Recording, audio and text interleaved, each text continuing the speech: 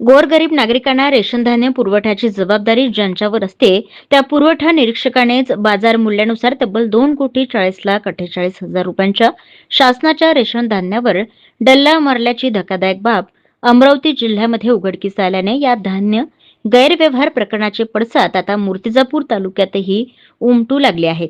या प्रकरणातील निलंबित तत्कालीन पुरवठा निरीक्षक अधिकारी चैताली यादव यांच्या मूर्तिजापूर येथील सन 2019 ते 2024 या वार्षिक कार्यकाळातील व्यवहारांची पडताळणी करण्यासाठी विभागीय तपास यंत्रणा सक्रिय झाली असून या काळातील पुरवठा विभागात काम करणारे सर्व कर्मचारी, स्वस्त धान्य दुकानदार व चैताली यादव यांच्या संपर्कातील व्यक्तींची चौकशी करण्याच्या कार्याला वेग आलाय.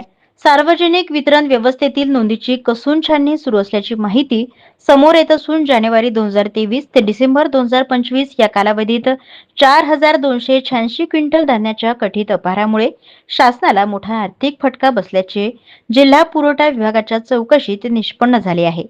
27 मार्च 2026 रोजी सादर करण्यात आलेल्या अंतिम अहवालात शासनाचे 2,40,00,000 रुपयांहून अधिक नुकसान झाल्याचा उल्लेख करण्यात आला आहे.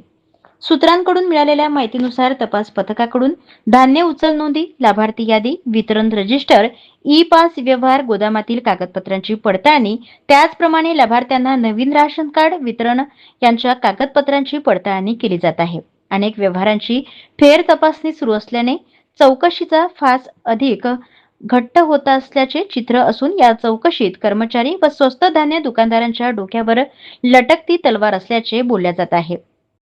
प्रतिनिधी श्याम वाळस्कर, सत्यलढा न्यूज, मूर्तिजापूर. चौकशी समिती दाखल झालेली आहे पुरवठा विभागाच्या संदर्भातली.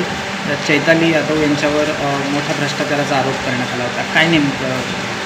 माननीय उपायुक्त पुरवठा अमरावती विभाग अमरावती यांचे 22/5/2024च्या आदेशान्वये जिल्हास्तरीय समिती आपल्याकडे चौकशीसाठी आलेली आहे.